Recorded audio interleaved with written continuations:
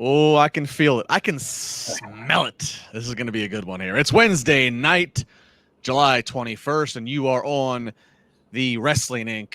YouTube, the Wrestling Inc. Twitch. You're on Periscope. You're on Facebook. You're listening to the audio. Whatever it is, we appreciate it, as it is a post AEW Dynamite Fyter Fest Night 2 episode of this podcast where we have that to go through. We also have a few WWE headlines.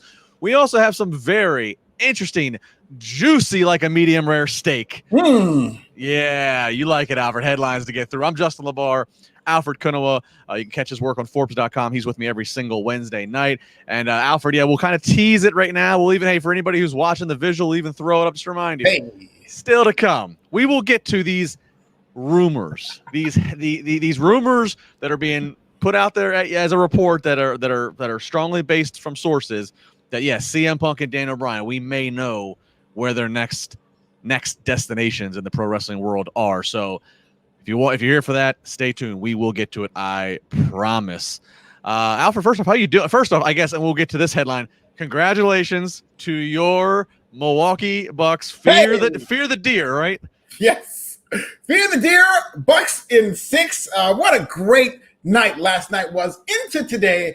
And it does have a pro wrestling tie-in, as I'm sure we'll get to in the news, but I'm just so happy for my Bucks, crawling ourselves out of a couple of 0-2 deficits, doing the anti-Chris Paul. He blows 2-0 leads. We crawl out of them, and we won it in 6 over the Phoenix Suns in Milwaukee. Giannis with 50 points. I love it. And I'm so happy, and I'm still on cloud 9.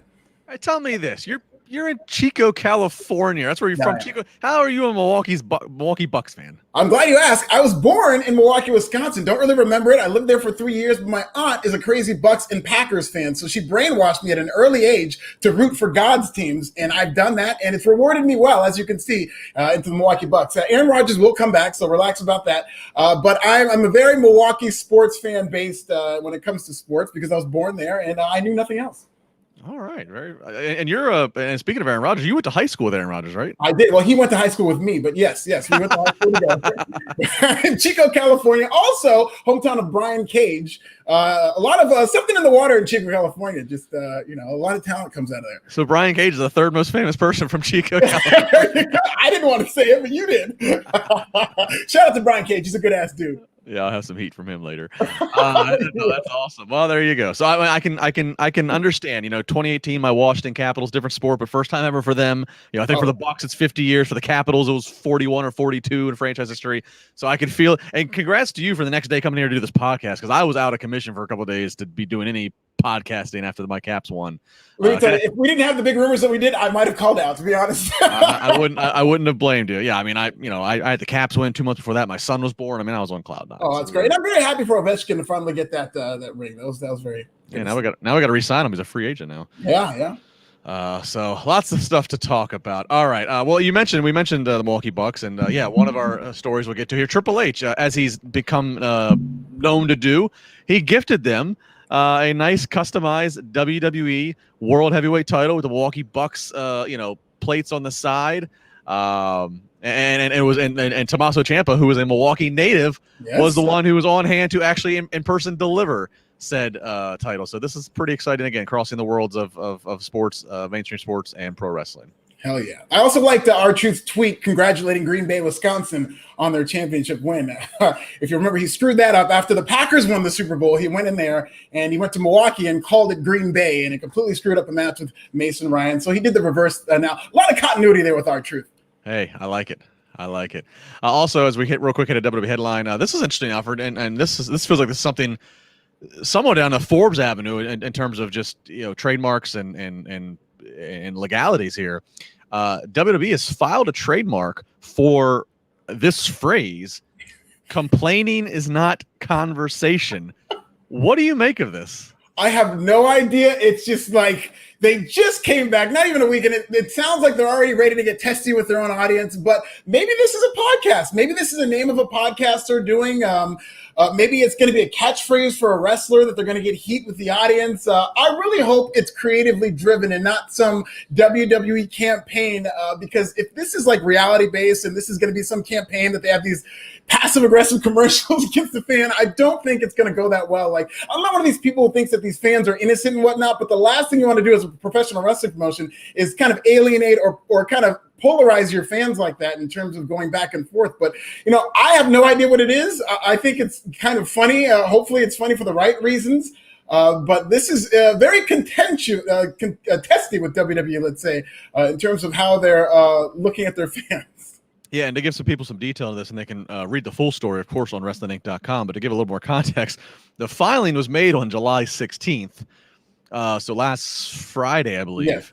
So that's when the filing's made, so, it just makes it now out to the news, finding this now, but it's very, it's just such ironic timing that it hits the news in this news cycle now as we are 48 hours removed from one of the biggest talked about booking decisions, which we talked about on Monday night, myself, Raj, and Jack Farmer, which was Karrion Kross getting a very abrupt Raw debut and then getting rolled up and losing, breaking his undefeated streak. Granted, it's a different brand, but nonetheless, to Jeff Hardy. So, I guess real quick, Albert, I'll ask you just to get your opinion, because you and I haven't got to talk about this off air or on air. Give me your reaction to that with Karrion Kross.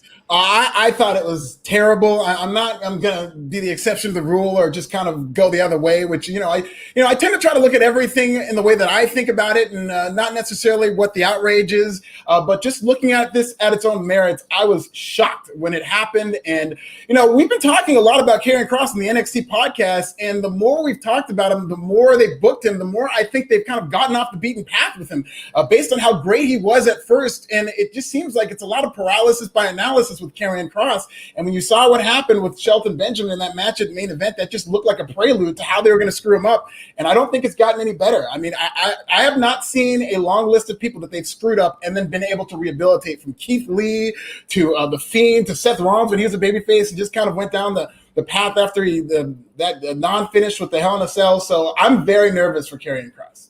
Well, complaining is not a conversation. So. Well, apparently they don't know how the podcast industry works, because there's a lot of wrestling podcasts where that's all it is complaining and conversation. Yeah, I can't figure out if it'll be a name of a show they do. I can't figure out if it'd be like some kind of marketing campaign where it's like, let's be constructive, no more trolling on social media. I don't know. Or maybe they've made a couple of creative decisions that they know are going to piss people off. They're like, all right, fire up the complaining, not conversation. So who knows? The fact that they needed a trademark, it's hilarious to me. Those things cost money. It's not like it's free to do.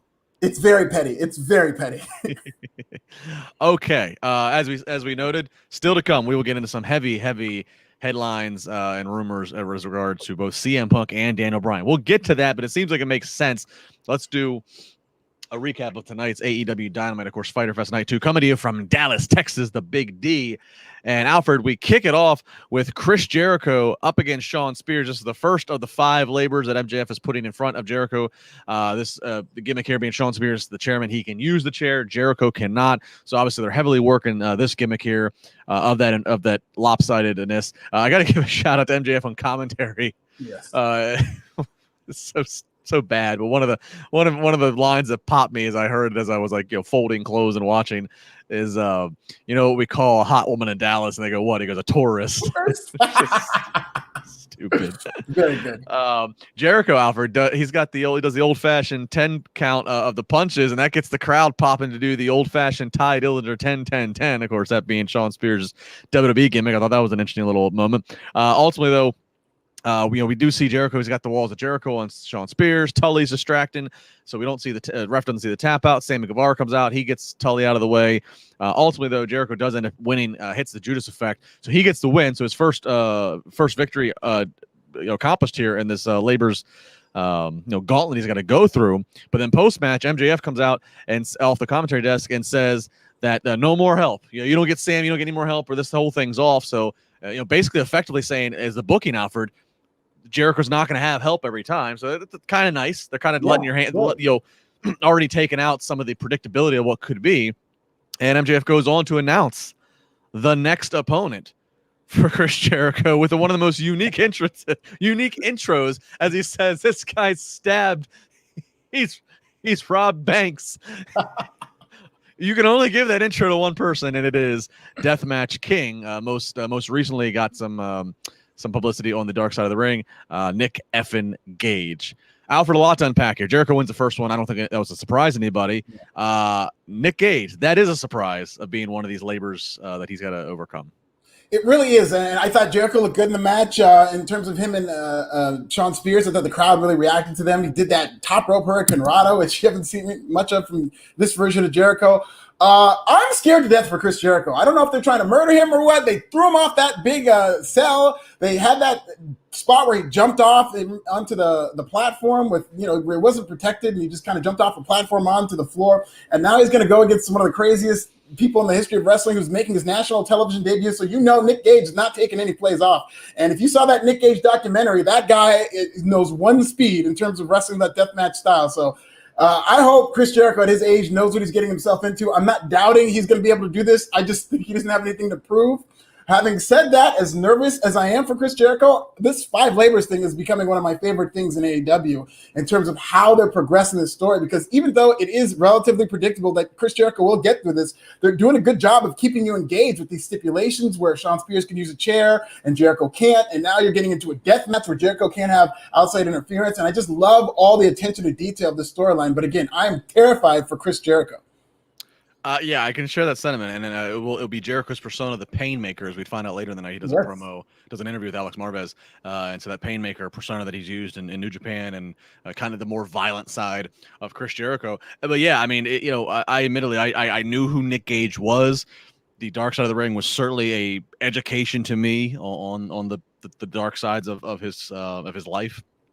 I'm happy for him, as you said. You're happy for somebody who has, like the death match or not, he's dedicated himself to a genre that obviously, it's taxing on the dedication, and he's entertained and made his mark there. So you feel good for a guy in that sense to finally get national recognition to this level. And there with Chris frickin' Jericho in Charlotte, North Carolina, a place that's got a ton of history in the business. I don't know how many Horseman matches were of Nick Gage death match caliber, but see this. But yeah, I'm a little bit nervous too for Jericho. I mean, because he doesn't have anything to prove. But at the same point, if you're Nick Gage, and of course if you're Tony Khan, knowing this, Nick Gage isn't going to go out there and just do a light Nick Gage match.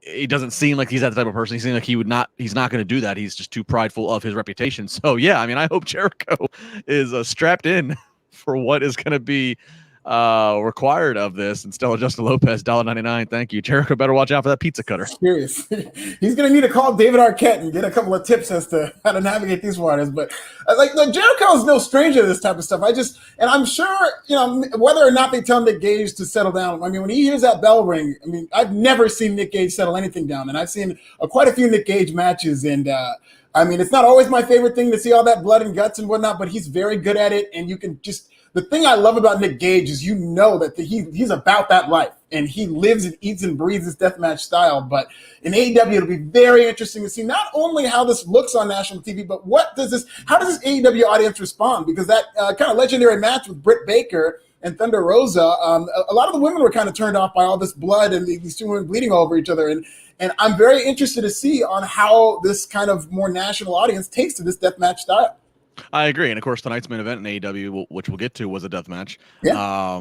We've seen them do obviously the exploding match, which obviously had the dud of the finish. But they've gone down this route before. They must see something in their analytics that's telling them that this is working, whatever that measurement is. I don't know what their definition or goal of working is, what the criteria is, but something is keeping them going back to this well. Who do you got? Nick Gage versus New Jack. Who are you siding with? Oh, New Jack. And I grew up with New Jack. I'm always going to be loyal to New Jack. But, in terms of deathmatch wrestling, I think Nick Gage took what New Jack was doing and took it to another level. So, I mean, he is definitely another generation of that deathmatch. And whether you want to call it an evolution or a de-evolution based on what you think about death matches. But, I'm always loyal to New Jack, RIP. And Brett Murphy. $5 off topic, Alfred. There's one man and one man only that every fan should acknowledge, him, and it's not Roman Reigns, it's Bobby freaking Portis. Love it. I love it. Acknowledge Bobby Portis. Bobby Portis, they were chanting him. They weren't even planning to talk to him, but the fans were chanting for him so much they had to come and talk to Bobby Portis. I hope he's a Buck forever. I'm going to get a Bobby Portis jersey for sure. Very good. Chat's always active. I'll give it some love and a plug. Mark Miana says, Justin, have you seen Alfred's stand-up comedy on YouTube? Yes, I have. And I bring that up, Mark, because it wasn't but a few weeks ago I was actually talking to Alfred off air about his stand-up. I knew that Alfred, that comedy was a hobby of his, or I don't want to disrespect and just say hobby. I knew, but I knew it was an interest of yours, and I did kind of go down the rabbit hole of watching more and more of your stand-up, and I was thoroughly entertained. So yeah, cheap plug to Alfred. Go to his website or Google or YouTube, whatever. Alfred Konuwa doing some stand-up comedy, very funny stuff. I appreciate that, you guys. Thank you. And you're doing a show in Vegas. Did I see that right? I am. Yes, this weekend, this Saturday, I'll be in Vegas. Plug it up. Yeah, this Saturday, it's a secret comedy show, so they're going to send out, I guess you have to buy tickets first. It's a thing they do where they'll give you the address that Saturday, but it's a secret comedy show in Las Vegas. If you go to the event, Bryan, go to my IG at AKONUWA. You'll see the details. I love it. Very cool. All right, moving right along here. We got Luke Gallows, or Doc Gallows, up against Christian Cage. Gallows going to get the win here. And this was interesting, as I noticed to myself. The first two matches, singles matches on Dynamite, that is not an often occurrence. They're usually so tag and six-man heavy. So to get two singles matches to start, I thought that really caught my eye. And then I actually think the match after this was also a singles match. And the match after that was a singles match. So interesting to the format as I'm looking down the rundown here again. But Gallows and Christian Cage take on each other. Gallows gets the win. Post-match, we see Gallows, Anderson, Omega. They're all getting ready to beat down Christian. Here comes Adam Page. Brawl ensues there. Dark Order comes out to his aid. So again, furthering what we know inevitably is coming, which is a 5-on-5 with stipulations on both sides of if Page wins or if Hangman or if Omega wins. So what do you think? I mean, again, Gallows, Christian, not really much to dissect here. Right. But more so, again, the constant furthering of this Omega Page and Page. Now in Dallas, the pops continue. There's no crowd that is unsure of Adam Page that we can tell. And that's what stood out to me, is that this guy, as we get closer and closer, and like you said, them building kind of toward this obvious path, I think Hangman Adam Page is getting hotter and hotter, and people are getting more thirsty to see him versus Kenny Omega. And I really can't wait for this elimination 5-on-5 match. I can't remember the last time I was this excited in terms of a group elimination match, because usually that's kind of an excuse to kind of throw a bunch of people together. As we're going to get into later, I think there's good ways and bad ways to do these type of gang warfare, and they're doing it perfectly with this feud. Oh, did I say Christian Cage? It was a Kazarian. I'm sorry. Kazarian. Yeah, it was Kazarian. Yeah. The Elite Hunter. My notes there. Yeah. So, Adam Page on a roll here. And I don't think, they haven't announced the date yet for that 5-on-5, have they? Did they? No, I don't believe they have. I mean, we were talking about it last week and seeing which show they should put it on, but I don't think they've lined up where they're going to put that 5-on-5. Okay. Yeah, so something to look forward to. And of course, they did announce some other matches a couple weeks from now. They're going to be back at Daly's place. They said for the last time for a while, we're going to see Malachi Black versus Cody Rhodes there.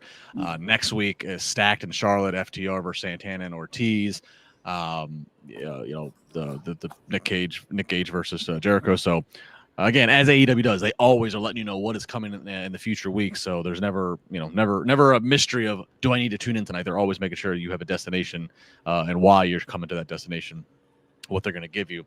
We see Brian Cage, third most popular person in Chico, California. He's backstage. He sees a pre-tape that Team Taz does. Team Taz talking about how next week in Charlotte, they're going to be doing a big old celebration. And then they cut back to Brian Cage, and he says he loves celebrations. So looks like fisticuffs will be happening in Charlotte between Brian Cage and Team Taz. It'll be interesting to see this. Brian Cage off on his own right now, a man on an island, which is very rare in the AEW world. And now he's a babyface. He's another big man who's a babyface, added right there along with Luchasaurus, added there along with Lance Archer. So be very curious to see what they have in store for Brian Cage. Yeah, and what kind of backup he gets, and what the direction is for this feud, because he lost that title, and so is he going to chase the FTW title? How are they going to do this? Yeah, exactly. I mean, and you have obviously, you have Starks, you have Hobbs, you have Hook. So once again, they can really kind of do they can do some gauntlet type situations if they want, in order for him to try to get that title back, if in fact that's where they're headed. We get Wheeler Yuta. He's out there with Orange Cassidy by his side, up against Darby Allin. Darby's going to get the win, of course, coming a week off of the big casket match main event. After that match, though, the Blade, he comes out and attacks Orange Cassidy. Of course, this is ahead of a match they're going to have a little bit later on here. Wheeler Yuta, though, this I think 2 weeks in a row? Yes. Or was it 2 weeks in a row? Getting an AEW Dynamite match. And, regardless of the win-loss record, just getting out there. He's somebody who they did commentary talked up and of how much, interest there's been in this guy as a free agent essentially in the wrestling business. So getting a match and got there with Orange Cassidy. So that's not a bad spot to be in. Yeah, it's perfect. And I like this a lot more. I know last week I was kind of nitpicking at the fact that they really didn't give him too much, despite how much they were building him up. And this week, I loved what I saw out of him. I thought this was a lot of fun. And I love that they've inserted him in sort in that the role that really Trent would be in as he recovers from injury. And they're just kind of right away putting him with another star who it kind of forces you to take this guy seriously. They're not just throwing him out there. They're talking him up, and they're also putting him with Orange Cassidy for that rub. And I really like what I'm seeing out of Wheeler Yuta. This is a very fun showing for him. And as I was running down what they were announcing for the coming weeks, one of the things they also did promote is that Tony Khan's going to have a big new live event announcement. Yeah. They made a point to word it as new live event. So, hold your horses on what you think the big announcement is, because they're at least giving the context of new live event. We know Rampage kicks off here in Pittsburgh Friday, August 13th, I believe. So we know that show's coming to TNT at 10 p.m. on Fridays. So now another new live event. So new live event doesn't necessarily mean a weekly show. It could be a one-off pay-per-view. I'm really curious here, Alfred, on that topic, what they could be. We know they've already announced they're going to have All Out. We know that's in September. We know the big show at the Arthur Ashe Stadium in Queens is later in September. So we already have some huge live events already coming. So what else could be in the pipeline here? Very curious to see what that is. I mean, I saw Twitter going crazy. Some people suggesting that maybe he's going to try to sell out TIAA Bank Stadium and the Jaguar Stadium or something along those lines. Yeah, when I heard live event, I was too thinking it was going to be a one-off pay-per-view or something like that. But we'll see. I mean, I'm hoping it'll be maybe an event at like a bigger arena type setup. Or just something that they're going to really build to, but maybe and hopefully it's not like in the same realm as that September run of All Out and then the Flushing Meadows show. They should really give that some space to try to build that back up, because they are selling tickets like crazy right now, but you're not going to sell a lot of these 20, 30,000 seat tickets if you're just doing them back to back to back to back. Sure. And, to that point, I saw the same chatter on Twitter, but I don't think it's too far of a stretch. I mean, if the guy, if he owns a football stadium, which he does, and he owns a football stadium in a state where you can do outdoor events year round. I mean, I don't know, that seems kind of maybe like a no brainer of, you have All Out, which is always going to be kind of like part of the origin of this company. You have Double or Nothing, which is, a big show in the spring going into the summer. They've already started to build some of these shows, but like, I don't know if any of those shows, especially because they all are, arena shows. I mean, AEW is not going anywhere. That's clear. They're here to stay. Why not try to create your Starrcade, your WrestleMania, your stadium show? And obviously, if you have a stadium that you own, I don't know. Do you announce some kind of a big stadium show in December?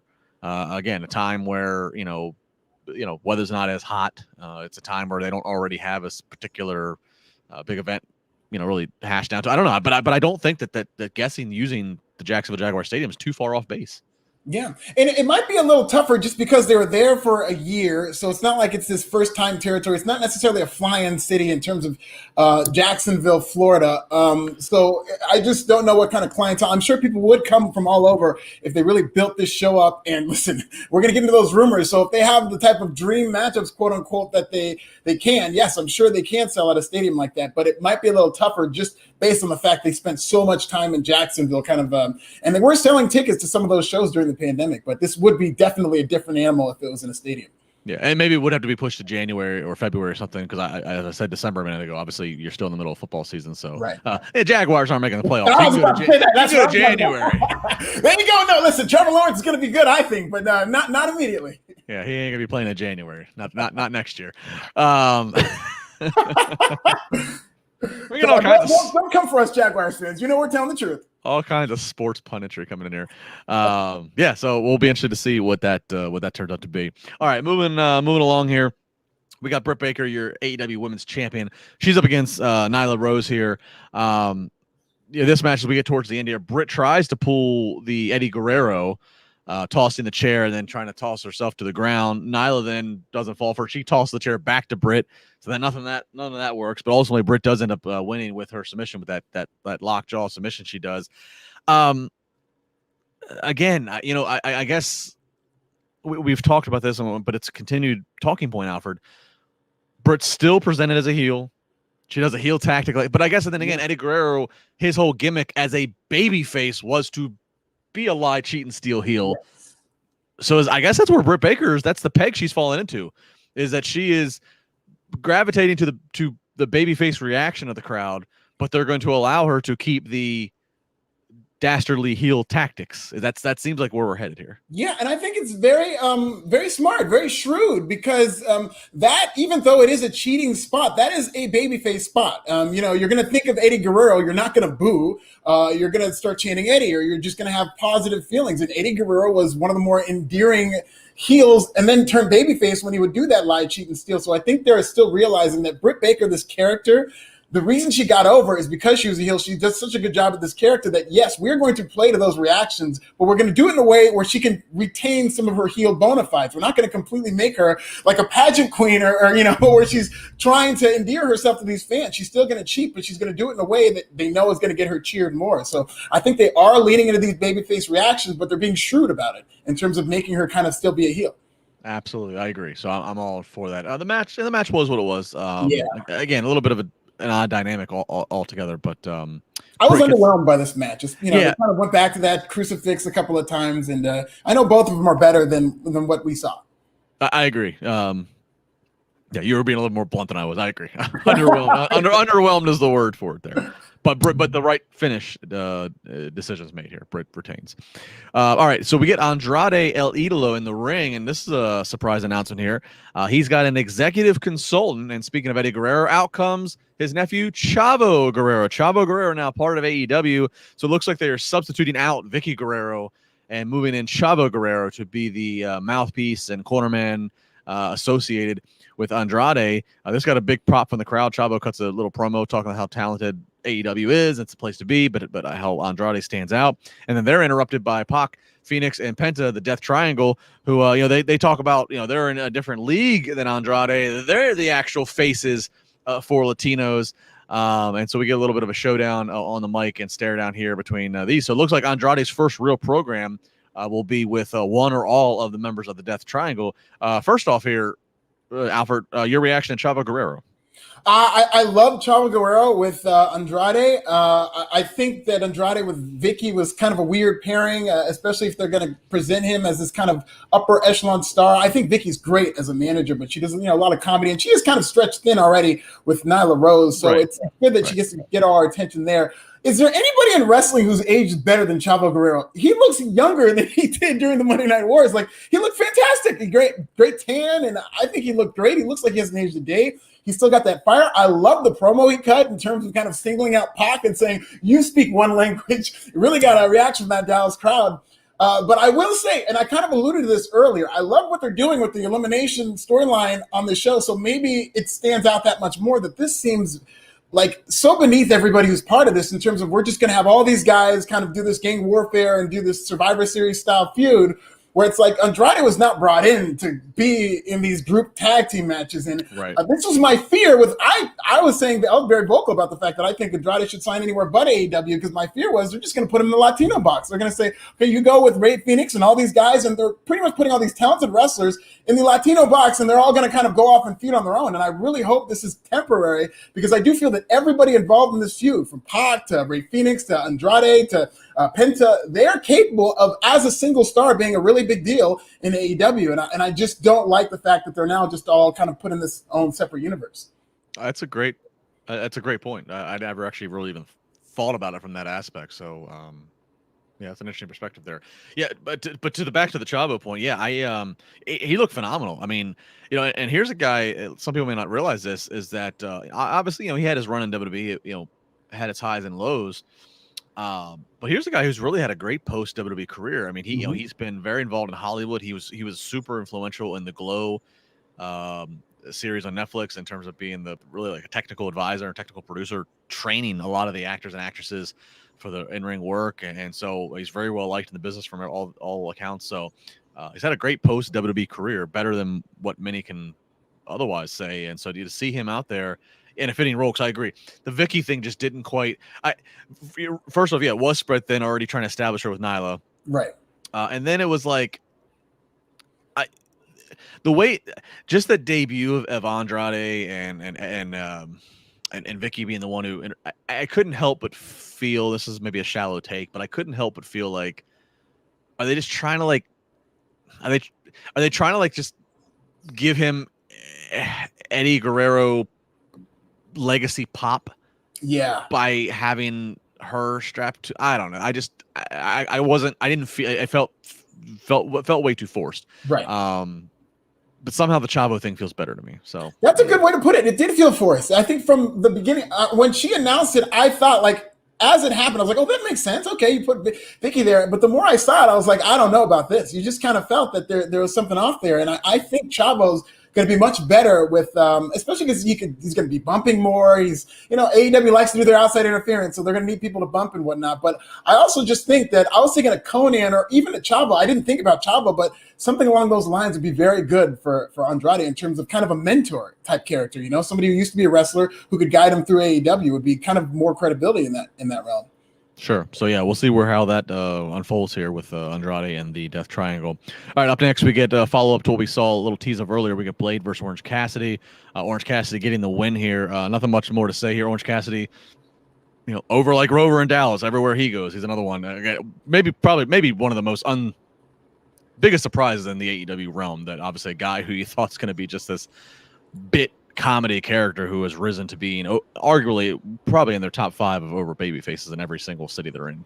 Yeah, I remember the kind of general consensus that I would always hear about Orange Cassidy is, well, you can't use this guy every week. You got to roll him out, and it's got to be this comedy thing. And nobody projected him to be anywhere near this main event level, but he's a guy who, whenever they're ready to heat him back up, and he's still hot, he's still doing a very good job, but AEW is pretty top-heavy right now, but whenever they're ready to have this guy inserted into a world title picture and chase that title and win it, that would be something people would get behind, because that match that he had with Kenny Omega and Pac, one of the biggest pops of the night when it seemed like he was going to get that 3 count over Kenny Omega. Those people went nuts. And this guy's a very credible person who they've protected with victories, and I like the success story of Orange Cassidy.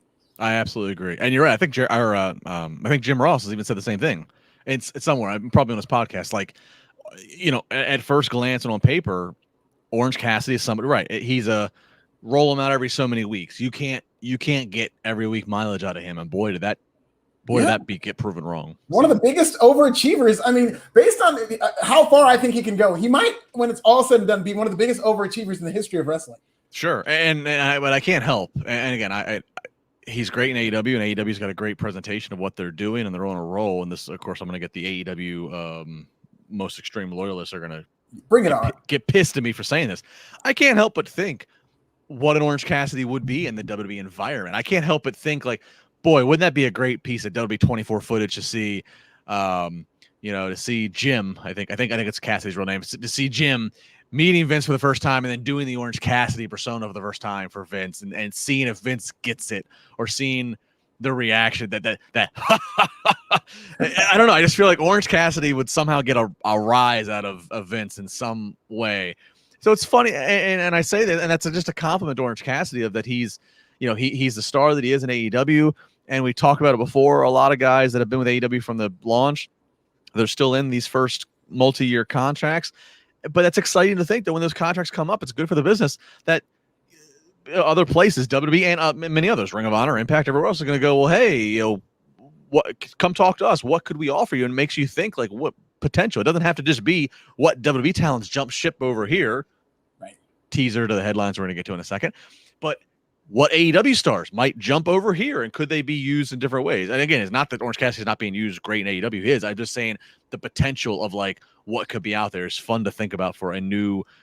Orange Cassidy is an AEW, in my mind, an AEW bred star. I know that he worked places prior to AEW, but in terms of national television, he's an AEW bred star. So to think what could be out there in his future is fun to do, because his character is just such a situational character. And that's going to help with value. It definitely helps that we've now seen the template of Orange Cassidy as a top star in this promotion, to where WWE wouldn't just look at something like that and be like, oh, that's a comedy gimmick. That's a 24/7 gimmick. They now see the template of this guy being a top drawing star in AEW. So I think that would be in his favor if he were to jump straight to WWE. And then you hit it on the head. If he makes Vince laugh, like, say what you will. You know who else makes Vince laugh is Riddle. And WWE loves Riddle, and that guy is trending. You saw him rubbing shoulders with John Cena. You can print that. WWE loves Riddle. So if Orange Cassidy was to make Vince laugh in the right way, and he decided to put him on TV all the time, the sky could be the limit.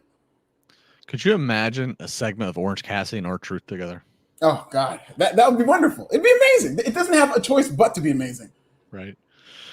All right, here we go. Main event time for the IWGP United States Heavyweight Title in a Texas death match.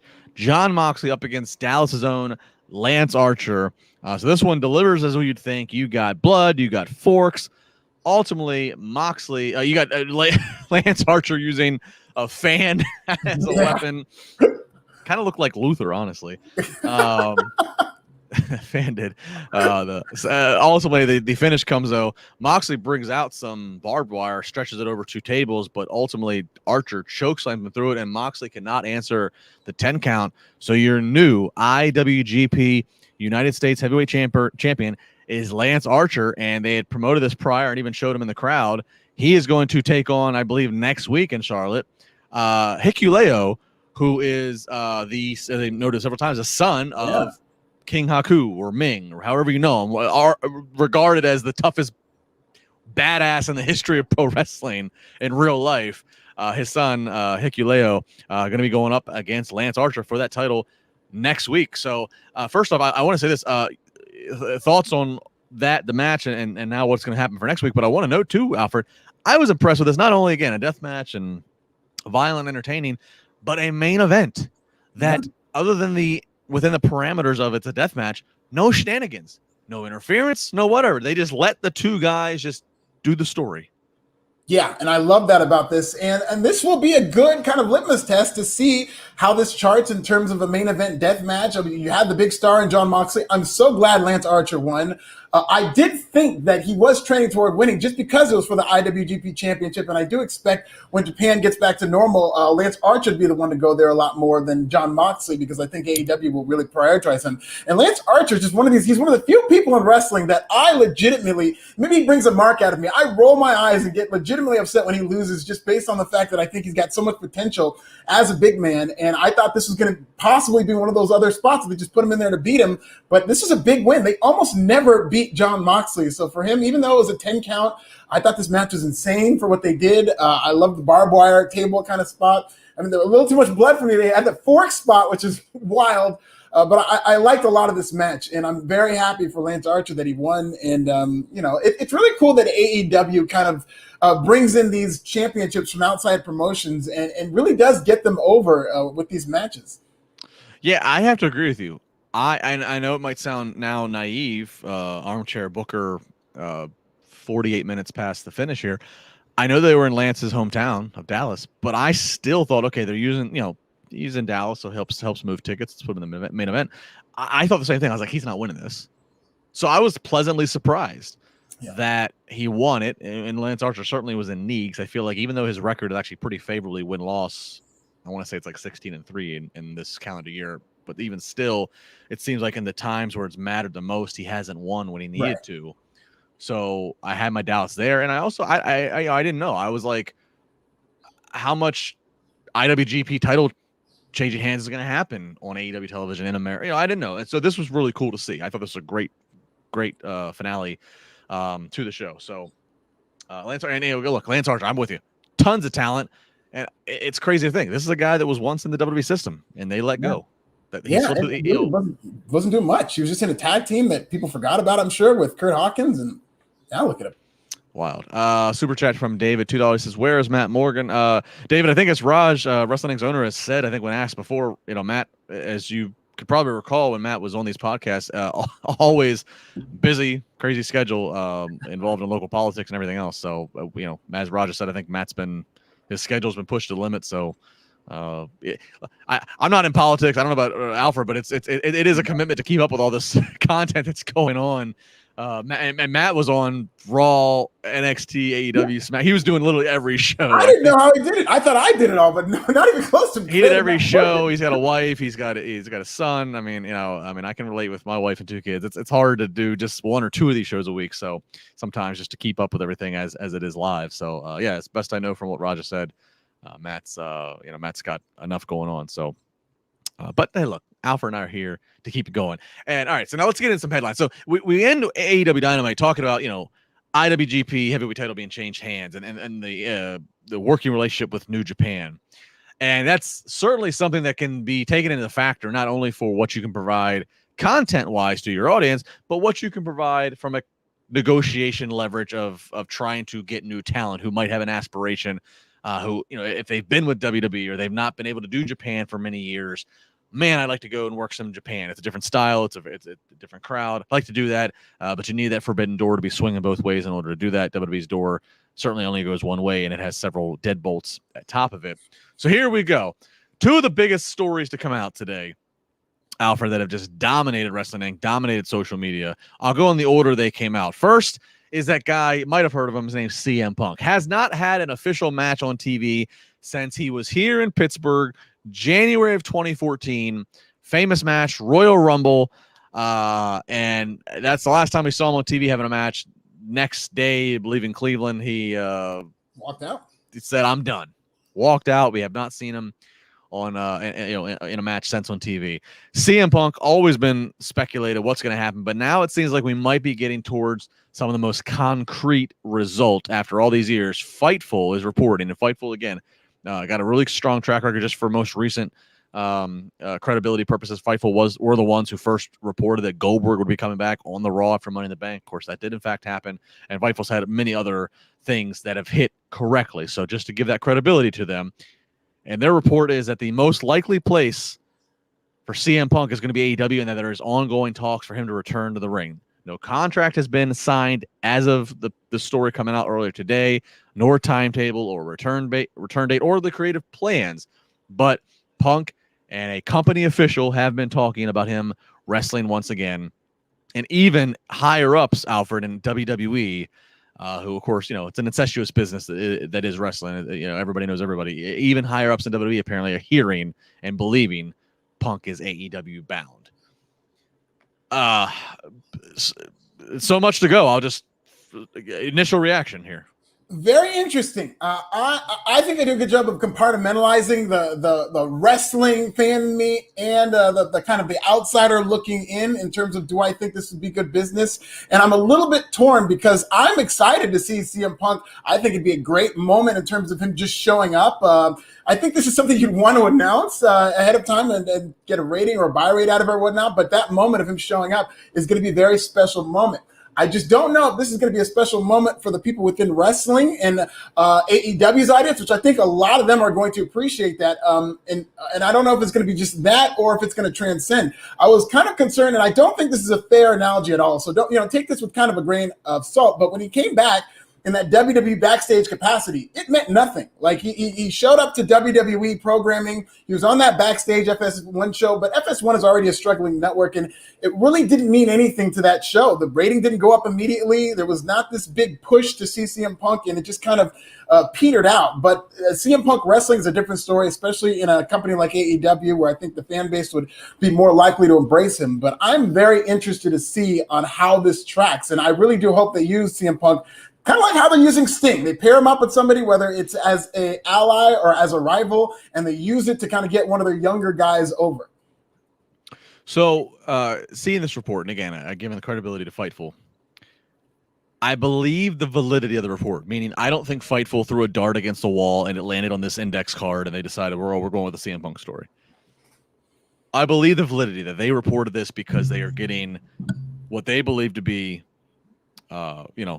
solid information, and it probably is. He probably is having a conversation. I don't think that Fightful and Sean Ross Sapp over there, I don't think they would do this if they didn't believe in this. I truly believe that the validity of the report and the speculation and the conversation is there.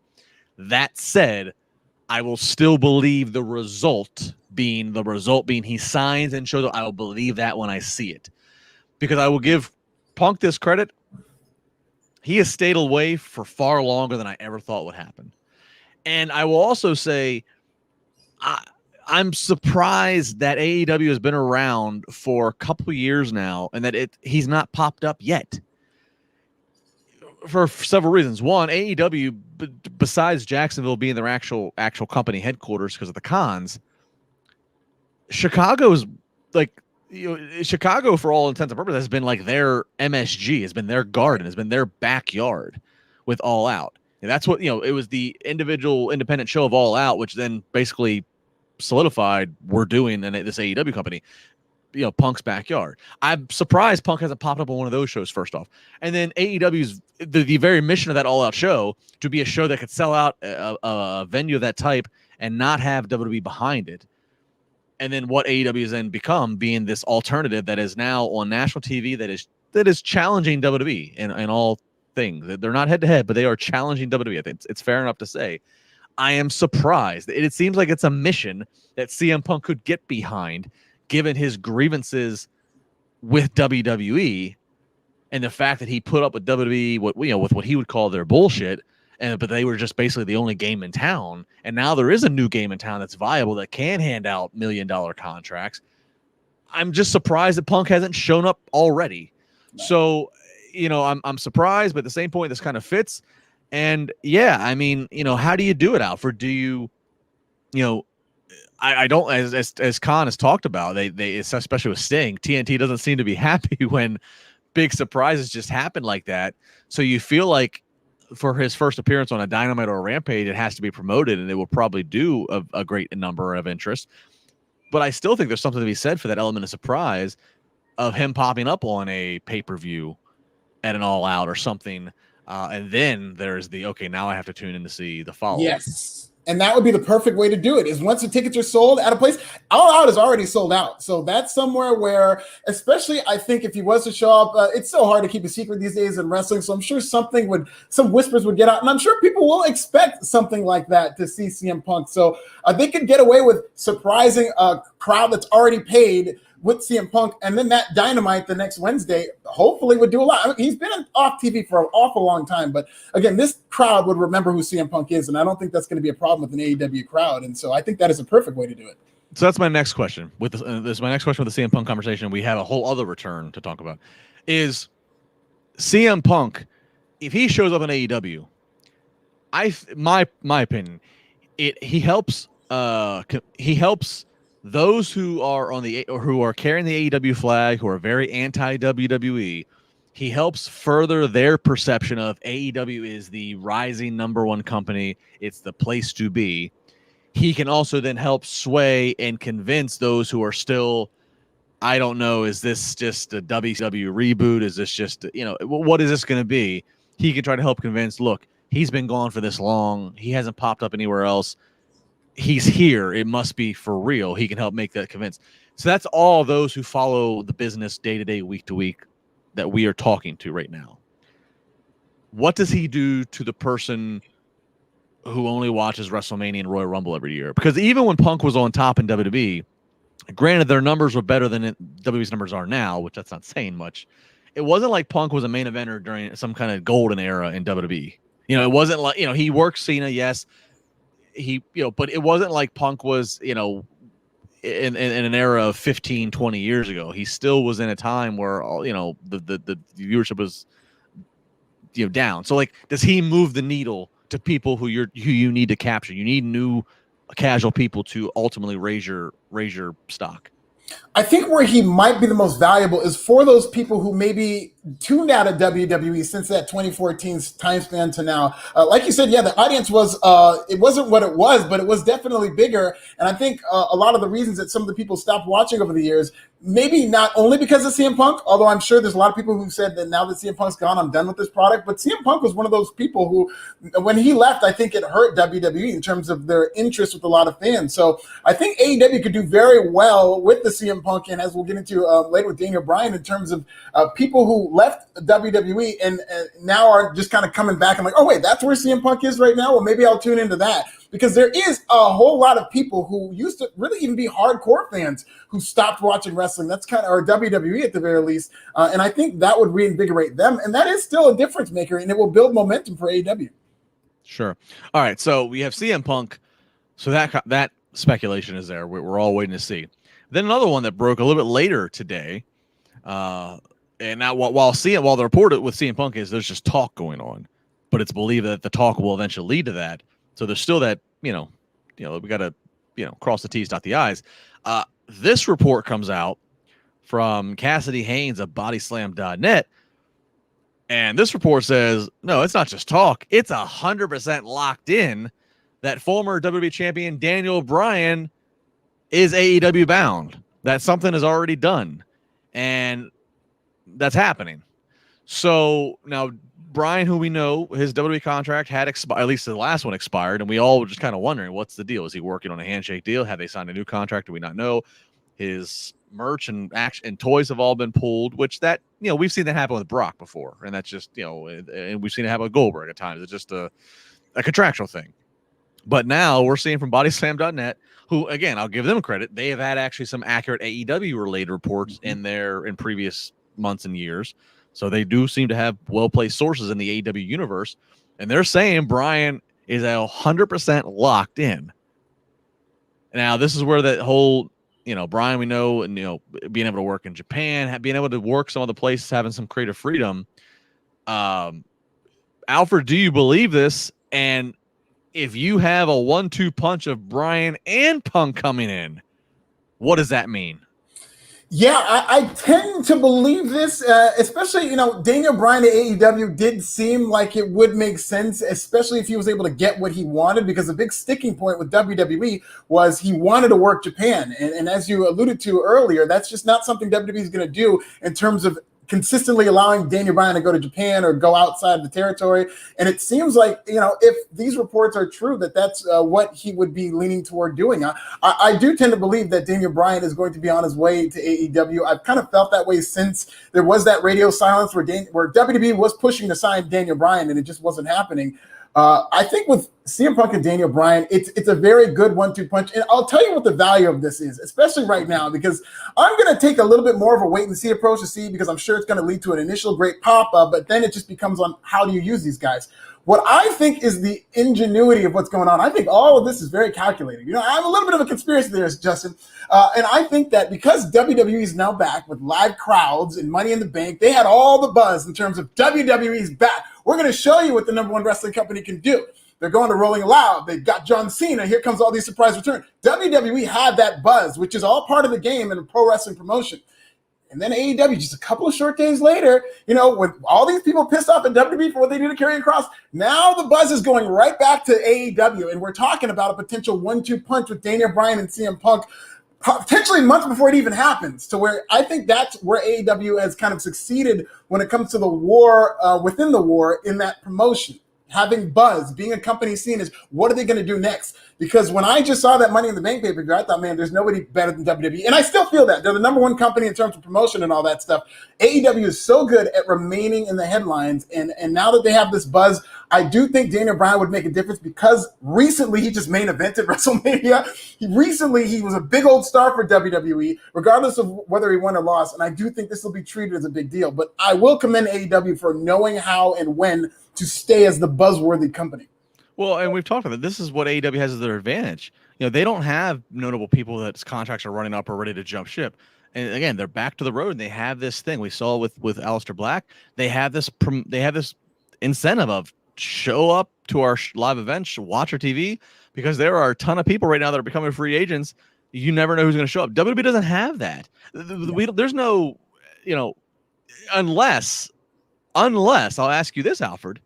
And, there was little rumblings out there with Randy Orton that maybe, and he did his little things, and even Edge, and I think even Goldberg. There were rumblings that all three of those individuals, and Edge actually confirmed his, I believe. He said in that documentary, that they all talked to AEW, or at least presented that as the case to the WWE office, that they had AEW as an option to gain leverage on the deal that they wanted to get, and which they ultimately signed with WWE. So I ask you this: do you believe, again, these Daniel Bryan and CM Punk reports, or is this one or both of them pretending to talk to AEW to get the leverage back on WWE? If anything, that might be what CM Punk might be doing, but I think that's always a possibility, and I really didn't think too much about that. But the fact that it seemed like bodyslam.net seemed very, very convinced that, I'm not sure they would go that far in the direction, but, only Daniel Bryan knows what Daniel Bryan's going to do. Only CM Punk knows what CM Punk's going to do. Whether or not they've signed pen to paper, who knows? And until they do, there's always a chance Vince comes in and makes that last push. That's what happened with Jericho.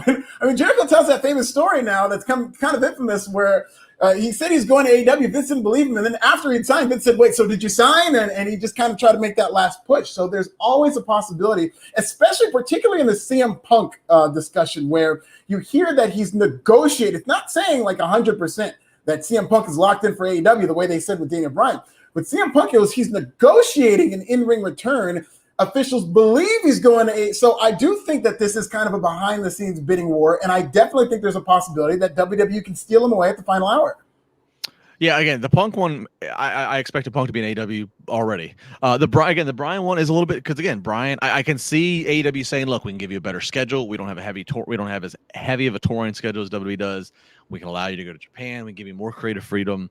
You're back to being Bryan Danielson." I get that, but I guess I also still think with Bryan, you know, his wife is forever part of the WWE family. His father-in-law is in talent relations.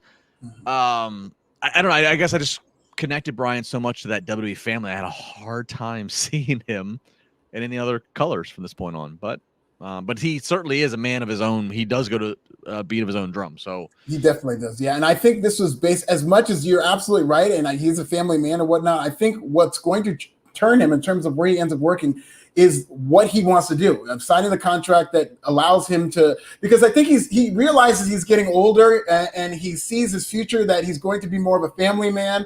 And so now he's just going to kind of go on this one last hurrah where he gets to go and work all these dream territories he wanted to. And I think he just realizes I'm not going to be able to do that in WWE. And he doesn't want to be a guy who maybe signs with WWE, and then when he gets too old to go to CMLL, to go to Japan, he's thinking, God, if I would have only done that. I don't think he wants to live in that type of regret. Well, and that's a great analysis because he's a guy who's already told his career's done. Yeah. Only to come back a couple years later. So he, I can definitely feel him, I guess, maybe thinking I'm on borrowed time physically to perform at the level he wants to perform at. Some update here live as we go. And this is why we love you guys. Kayla Mick, thank you, Kayla, $5 super chat. Bodyslam.net, who are the ones who posted the story today about Daniel Bryan being 100% locked to AEW. Bodyslam.net posted 22 minutes ago that AEW plans debut, I assume Daniel Bryan, September 22nd show in the Arthur Ashe Stadium. That's the one happening at Queens. So, I mean, that would be the show, right? Yeah, absolutely. I mean, that show needs something huge in terms of, it's AEW. It's almost like they're declaring war. AEW going to the New York City territory where WWE made its name. And so they're going to need something big. And I'll kind of go back to analysis I made in terms of WWE's backlog of returning people. I want it to be either CM Punk or Daniel Bryan. I really think CM Punk should debut in Chicago. That's almost a no-brainer if they have CM Punk locked in. But it should be one or the other. I don't think both people should debut. I think it would be a little bit of a waste. But I mean, Daniel Bryan debuting in Arthur Ashe Stadium, let's go. I can completely see that happening. Well, yeah, absolutely. You do them at separate shows. You don't waste those bullets on the same. But then you start looking at speculation, booking speculation. MJF's got 5 labor. If MJF said the 5th is going to be a surprise opponent, again, this probably wouldn't happen because again, MJF and the whole thing, it's a heel thing. You're not bringing Bryan or Punk in as heels. It's not going to work, at least not initially. But like, if you have some situation where you say, tune into the show, it's a mystery opponent. Yes. The speculation now is just there. That's almost a way to still make it a surprise, but still get the Bryan or Punk effect on your buy rates. Because you start to go, it's got to be one of them. You're still surprised to see which music Tony Khan's going to pay for Living Colors. Cult of so you're gonna hear that it's there. This is God, what a fascinating time this is right now. And he might have to pony up for his Flight of the Valkyries for Daniel Bryan. I mean, it's getting expensive with all these guys he's bringing in. So they both have kind of iconic mainstream theme music that Tony Khan might have to pay for. They do. Michael Sachs Jr., $2. Congrats on your bucks, Alfred. So thank you, Michael Sachs. I got an hour to celebrate it, and then the CM Punk thing broke, and then Daniel Bryan, and but I'm still very happy and celebrating with my friend Justin LaBar. So I'm glad that the Bucks won, and all of you wonderful people. So I'm still on cloud nine. I'm telling you, I might get me a Milwaukee Bucks customized title. Paul, send me a title. My DMs are wide open. I'll give you my address. Paul Levesque, please send me a Milwaukee Bucks championship title. Get this out to him. Yeah, I want to see a Milwaukee Bucks jersey. It says the Big Nasty on the back. Yeah, maybe we will. I want to see it. All right. Well, we are 59 minutes in. Gotta love it. We can work it perfectly to the whole hour. It's tons to go on. Thanks to all these super chats. I mean, Alfred, I guess any final thoughts? Anything with this Bryan Punk stuff we didn't cover? Any final words you want to kind of get out with this? Oh no, I just love it. I love the time we're in. I feel so rejuvenated just after being in this morass of the pandemic. And now we're not only are things open, but we're hearing all these crazy things. So this feels as close to the Monday Night Wars between Nitro and Raw as it has this entire Wednesday Night War, or whatever you want to call AEW versus WWE. But I love it. Last question I'll give to you, and fans, we'll watch it. We'll watch the chat room. I'll try to give some of the best ones that respond here. Last question to you as we sign off here and we do the final few minutes. Tony Khan's got a big new live event announcement coming. Would you rather or do you think a live event, kind of like we talked about earlier, maybe like a Mania, some big one-off yearly event at a stadium? Do you want something like that? Or do you want a bigger shot fired to say, yeah, we're going to have another, quarterly event, a Clash of the Champions kind of thing. We're going to have another quarterly event. It's going to happen on Monday nights on TNT. Do you what piques your interest more? Them moving into Mania territory of a stadium show that we're going to sell each year? That's going to be our thing to show we got balls as big as you, Vince.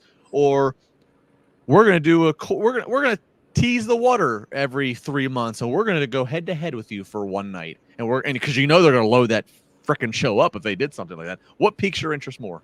What piques my interest easily is a Monday night thing, as long as it's not every week, because that would be an ego thing. But I like the idea of it once every 3 months, like a quarterly, 100%. Especially because the stadium would just be so hard to scale, and I think just at this point in their development, I want them to go from 20,000 to maybe 30, 40,000, and then you start kind of building toward the stadium type show. But the Monday night thing would be such a great talking point in terms of the broadcasting and podcasting that we do. And it would be such a great head-to-head atmosphere, and it would be more interesting in terms of you would get the narrative, and you would get great shows because they would load them up, and you would even get better Raws from WWE. They'd be forced to have better Raws. So I don't want AEW going 3 hours head-to-head with WWE. But if they go 2 hours, then WWE's first hour of Raw is going to have to do everything they can to keep you there. So that would pique my interest for a million. I can write a book on all the reasons I think AEW should do what you just said. I love that take. And look, not to, I mean, I'm a fan of everything, but of course I'm the WWE kiss ass, as the fans will tell you. But look, this is not good news for WWE. WWE had a very entertaining Money in the Bank, and then you followed up with the Raw with Cena, with all the things you saw on Raw, Goldberg and a women's cash-in and champion, the Cross stuff, all this stuff, and they still only average under. I mean, I thought they were going to do over 2 million. They still were under 2 million for their average viewership. Yeah, that's concerning to have all of that happening, and you still can't surpass 2 million. And when SmackDown surpassed 2 million 4 days earlier, and did not have anywhere near the level of headline material that Raw did. So, this is great to see and feel like we're amping things up, but WWE's got some work to do. And this is the WWE kiss ass. This is the WWE kiss ass telling you, WWE's got some work to do. Oh, they're paying you to say that, Justin, just so you can hide your cover. But no, I completely agree. I was very disappointed. I was on the podcast with you when we were kind of bullish with our expectations. I think I said that I thought I was on the lower end, and I said like 2.3, 2.4. And so for them to come in under 2 million, that's not good, especially the pandemic. And this is for SmackDown. Pandemic viewership was like 2.1 million. So on average, during the empty arena era, they couldn't even surpass that. And that's concerning. They did well from last week, but last week's number was awful. And I just think that in addition to having work to do, they need to have this product. They need to rebuild this trust with their fans, because they're already starting to loosen that up after a great weekend of shows. They really need to rebuild the trust with their fans. And I don't think they're going to do it with these trademarks of complaining is not a conversation. So they're really going to need to prioritize where their interests are. Complaining is not a conversation. Look, we're looking forward to seeing what these live event announcements are, what's going to be where. Alfred, it's been many years since you and I got to do this live in front of an audience on location. I think depending on what some of these things are lined up in the future, Chicago, Queens, wherever, I think we definitely going to have to bust out the Wrestling Inc. microphones and do some of this in a live setting with the crowds. As long as they have an Applebee's, I'm there. There we go. You're on the prowl for the Cougars with your purple Urkel.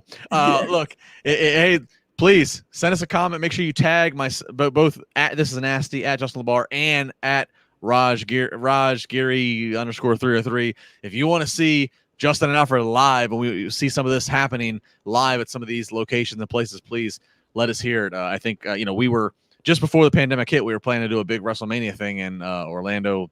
That of course, or in Tampa, excuse me. That of course got knocked out when the pandemic hit us in 2020. So looking to get back in the live events here as we get back to normal. So we'd love to see many of you. So if you have an interest to see a Wrestling Inc. podcast taping before your very eyes, please let us know, because I think there's going to be many shows coming up here in the next 6 months that might call for such an event with myself, Alfred, and the rest of the Wrestling Inc. team. Hey, thanks to all the super chats. Thanks to all the free chats. We appreciated it.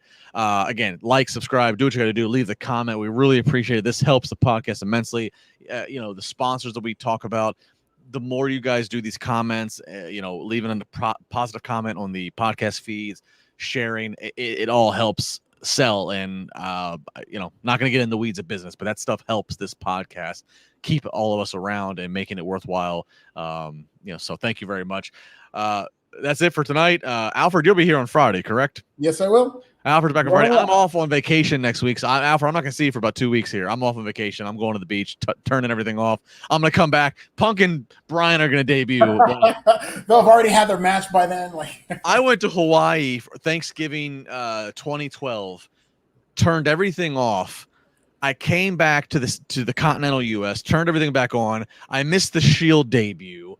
I was so lost, everything, all this stuff, and I've been waiting for Dean Ambrose to debut. And, I remember that. Yeah, I lost everything. I was out of the loop. So that's always what happens. I leave, things happen. That's what's going to happen. So I'll see you guys in 2 weeks. Alfred, always fun. Like, share, comment. Thanks, everybody. Appreciate the super chats. Be safe. We'll be back on Friday night here in Wrestling Inc.